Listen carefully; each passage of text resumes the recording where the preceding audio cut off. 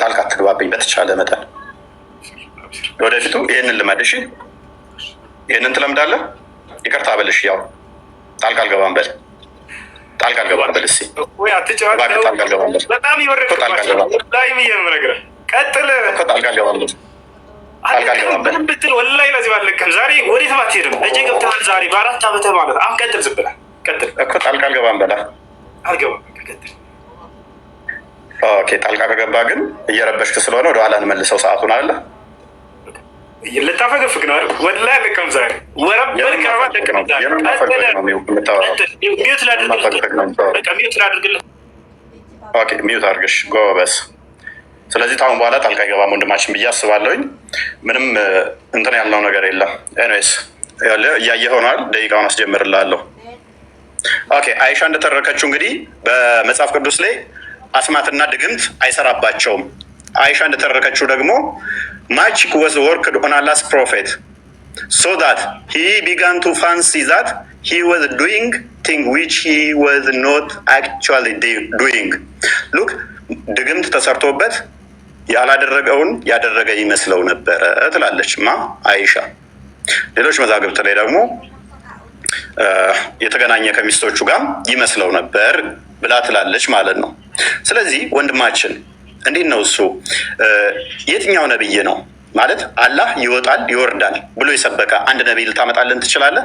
ከሌሊቱ 1/3 ሲቀር አላህ ይወርዳል ሲል በምኑ ነው የሚወርደው? በምኑ ነው የሚወርደው? የአረፋት ቀን የአረፋት ቀን ይወርዳል ይለናል። እንዴት ነው የሚወርደው? መውረድ ማለት ምን ማለት ነው? ፖዚሽን ይቀይራል ማለት ነው። ዳይሬክሽን ይቀይራል ማለት ነው። ይሄ ደግሞ የፍጡራን ባህሪ እንጂ የፈጣሪ ባህሪ አይደለም። ታውቀዋለህ ሜቢ ተተማርክ። እንዴት ነው እሱ? በምኑ ነው የሚወርደው? በምኑ ነው የሚንቀሳቀሰው? በምኑ ነው የሚወርደው? በምኑ ነው የሚሄደውስ? ማለት መረጃ ታመጣልኛለህ ቀጣይ። ሌላኛው ዋናው አላህ አባት አይደለም ብላችሁ ታምናላችሁ። አላህ አባት ያልሆነው ለምንድን ነው? አባት ተብሎ ማይጠራበት ምክንያት ምንድን ነው? እሱ አላህ ልጅ የሌለው ለምንድን ነው? እሱ ነቢያቶች የሰበኩት ፈጣሪ አባት ተብሎ ይጠራል፣ አላህ ተብሎ ይጠራል ኖ።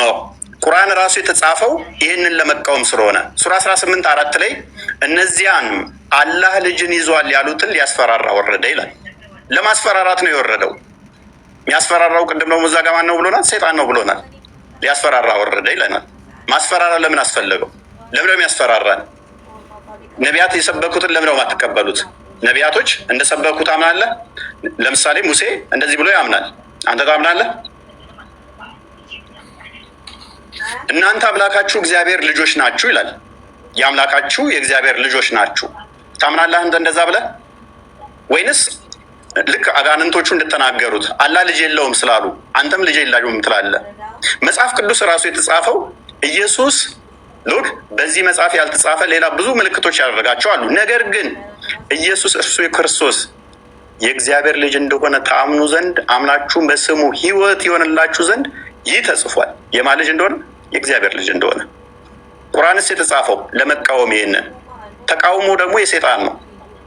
ለምንድን ነው ለመቃወም የመጣው? አላህ ማለት የሰይጣን ከሆነ ለመቃወም ለምን መጣ? ለምንድን ነው እሱ ይሄንን የተቃውሞ እምነት የመሰረታችሁት? አላህ ምንም ልጅ ያሌለበት ምክንያት ምንድን ነው? እሱ ኦኬ፣ ምናልባት ይሄንኛው ይሆን ቁርአናችሁ ስለሚናገር ማለት ነው። በዚህኛው ምክንያት ነው ብለህ ታምናለህ ኡስታዝ? ልጅ የሌለው ቁርአኑ እንደዚህ ስለሚል ልጅ የሌለው ምክንያቱ ምንድን ነው? እሱ አላህ ለምንድን ነው ልጅ የሌለው?